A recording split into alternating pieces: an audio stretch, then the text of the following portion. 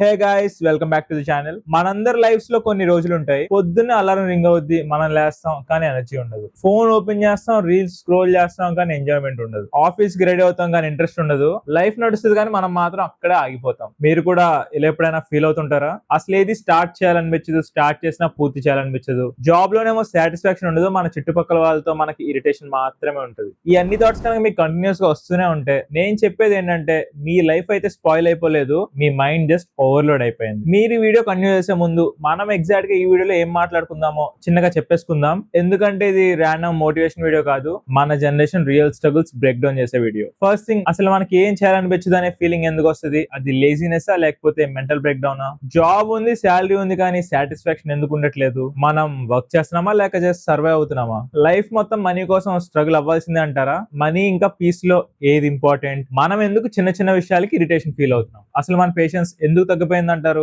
Negative people వల్ల poking talk, ఇంకా వాళ్ళు చేసే కంపారిజన్స్, ఇవన్నీ మన మైండ్ ని ఎలా ఎఫెక్ట్ చేస్తాయి అండ్ వాటిని ఎలా హ్యాండిల్ చేయాలనేది. పీపుల్ మనకి ఎప్పుడు రెస్పెక్ట్ ఇస్తారు? సక్సెస్ఫుల్ అయితే రెస్పెక్ట్ ఇస్తారా లేక స్ట్రగుల్ అయితే రెస్పెక్ట్ ఇస్తారా? లైఫ్ స్ట్రక్ అయిపోయిందని అనిపిస్తే ముందుకు ఎలా మూవ్ అవ్వాలి? డైరెక్షన్ లేకుండా పరుగులు పెడుతున్న మన సిచ్యువేషన్ సాటిస్ఫాక్షన్ అనే ఫీలింగ్ లైఫ్ లో ఎప్పుడు వస్తుంది? ఇది పర్మనెంటా లేక టెంపరీ అనేది? And finally, if you are lost right now, next step ఏంటి? మీ లైఫ్ ని ఎలా సెట్ చేయాలనుకునేది మనం డీటెయిల్ గా మాట్లాడుకుందాం. సో ఈ వీడియోని అయితే మీరు లాస్ట్ వరకు చూస్తే మీ కన్ఫ్యూజన్ కి ఒక బ్యూటిఫుల్ క్లారిటీ వస్తుంది. మేబీ ఇదే మీ లైఫ్ కి ఒక న్యూ పర్స్పెక్టివ్ కూడా అవ్వచ్చు. సో వీడియోని అయితే చివరి వరకు చూడండి. And guys, before we jump in, మన ఛానల్ ఇంకా చాలా చిన్నది. We're on road to 1000 subscribers. మీ సపోర్ట్ ఉంటే చాలా ఈజీగా చేయొచ్చు. ప్లీజ్ సబ్స్క్రైబ్ చేయండి.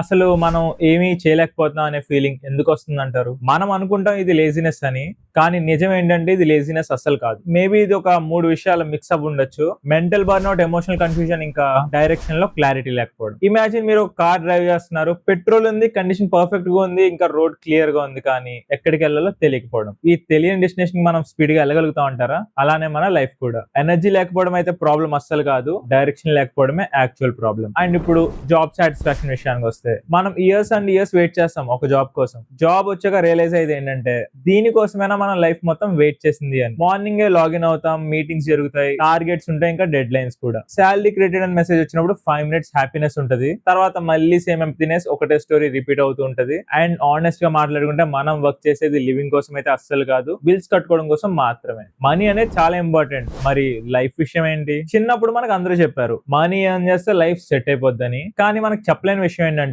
మనీ ఎర్న్ చేస్తూ లైఫ్ ని మిస్ అవ్వకూడదు. మనం చాలా సార్లు స్కూల్స్ లోని అది ఎగ్జామ్స్ ఉన్నాయని చెప్పి ఫ్యామిలీ ఫంక్షన్స్ మిస్ అయిపోయే వాళ్ళం. అదే ఇప్పుడు ఆఫీస్ ఉందని చెప్పి వెళ్ళడం మానేస్తున్నాం. మీరు చేసే హార్డ్ వర్క్ కి శాలరీలు అయితే డెఫినెట్ గా పెరుగుతాయి, కానీ మెమరీస్ సంగతి ఏంటి? మనీ అనేది ఇంపార్టెంటే, కానీ అదే మనీ కోసం మన లైఫ్ మొత్తాన్ని తాకట్టు పెట్టేకండి. ఇంకా ముందుకెళ్తే మనలో చాలా మందికి ఇరిటేషన్ అండ్ మెంటల్ ఫెటిగ్. వేరే వాళ్ళు మాట్లాడిన ఇరిటేషన్ వస్తుంది, కొంచెం మందికి అయితే చూస్తేనే ఇరిటేషన్ వస్తుంది. మీరు అబ్జర్వ్ చేస్తే ఎర్లియర్ మనం చాలా ఓపిక్ గా ఉండేవాళ్ళం, మనకు చాలా పేషెన్స్ ఉండేది. ఇప్పుడు చిన్న చిన్న విషయాలకు కూడా చాలా ఇరిటేట్ అవుతున్నాం. దీనికి కారణాలు మనకు తెలిసినవే. స్లీప్ ఇంబ్యాలెన్స్, స్క్రీన్ ని చూసి చూసి మెంటల్ గా ఓవర్లోడ్ చేయడం, ఫిజికల్ మూవ్మెంట్ తగ్గించేసాం, ఇంకా constant comparison with the other people. ఫోన్లు ఓవర్ హీటింగ్ అయితే హ్యాంగ్ అవుతాయి కదా, మన మైండ్ కూడా అలానే గుర్తు పెట్టుకోండి. ఇంకా మన లైఫ్ లో మన చుట్టూ చాలా మంది నెగిటివ్ పీపుల్ ఉన్నారు. నాన్ స్టాప్ పోక్ చేస్తుంటారు, వేరే వాళ్ళతో కంపేర్ చేస్తుంటారు, మీ కాన్ఫిడెన్స్ లిటరల్ గా దెబ్బ తీసేస్తారు. మన లైఫ్ లో మనం సొంతంగా ఆలోచించుకుని పెంచుకున్న కన్ఫ్యూజన్ కంటే మన చుట్టుపక్కల ఉన్న వాళ్ళ కామెంటరీ మనకి ఎక్కువ డిస్టర్బ్ చేసేది. మీలో చాలా మంది కూడా ఇంకా వినే ఉంటారు కదా,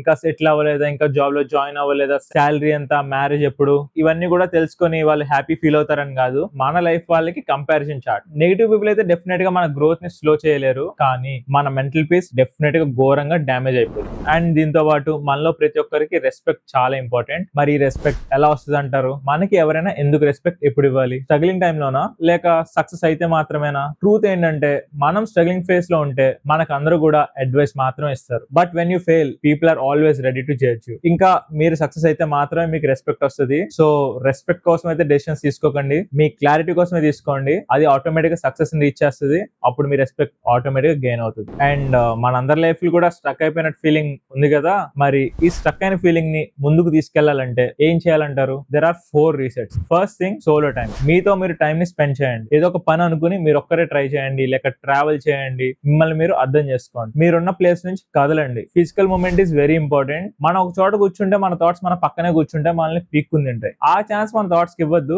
జస్ట్ మూవ్ ఆన్. ఇంకా ఏదైనా క్రియేట్ చేయడానికి ట్రై చేయండి. డిజిటల్ గా కానీ, సొంతంగా కానీ, ఆర్ట్స్ కానీ, మీ బ్రెయిన్ లో ఉన్న క్రియేటివిటీని అంతా బయటికి తీయండి. ఇంకా కొత్త కొత్త విషయాలు ఎక్స్ప్లోర్ చేయడానికి ట్రై చేయండి. చేతుల్లో ల్యాప్టాప్లు ఉన్నాయి, ఫోన్లు ఉన్నాయి, రీల్స్ చూడడం మానేసి వేరే ఏదైనా కొత్త ఇన్ఫర్మేషన్ గ్యాదర్ చేసుకొని అందులో మనం ఏదైనా చేయగలమా అనేది ట్రై చేయండి. బేసిక్ గా మన బాడీకి ఆక్సిజన్ లానే మన బ్రెయిన్ కి కూడా కావాలి. ఒకటే రొటీన్ చేసుకుంటూ వెళ్తే మన బ్రెయిన్ అలసిపోతుంది, అది కూడా చిన్న సైజ్ సఫోకేషన్ ఫీల్ అవుతుంది. మనం ఏ పని చేసినా మనకి సాటిస్ఫాక్షన్ అనేది చాలా ఇంపార్టెంట్. మనలో చాలా మందికి ప్రాబ్లం సాటిస్ఫాక్షన్ తోనే. సాటిస్ఫాక్షన్ అనేది అయితే ఒక డెసిషన్ కాదు, అది ఒక బై ప్రోడక్ట్. మనం ఏదైనా మీనింగ్ఫుల్ వర్క్ చేసినా, వేరే వాళ్ళతో తక్కువ కంపేర్ చేసుకున్నా, వేరే వాళ్ళతో మనం గ్రాటిట్యూడ్ చూపించినా, మనకి వేరే వాళ్ళకి గ్రాటిట్యూడ్ చూపించి మనకి ఆటోమేటిక్ గా తెలియని ఒక సాటిస్ఫాక్షన్ వస్తుంది. హ్యాపీనెస్ అనేది చేస్తే అస్సలు దొరకదు. పీస్ ని బిల్డ్ చేస్తేనే హ్యాపీనెస్ వస్తుంది. మీరు ఇప్పుడు లాస్ట్ ఫీలింగ్ లో కనుక ఉంటే మీ లైఫ్ రాంగ్ డైరెక్షన్ లో ఉందని అయితే కాదు, మీ లైఫ్ జస్ట్ నెక్స్ట్ డైరెక్షన్ ఏంటో వెతుకుతుందని అర్థం. సో కన్ఫ్యూజన్ ఫేస్ లో ఉన్న వాళ్ళకి రెండే రెండు options, first the give up or let's restart.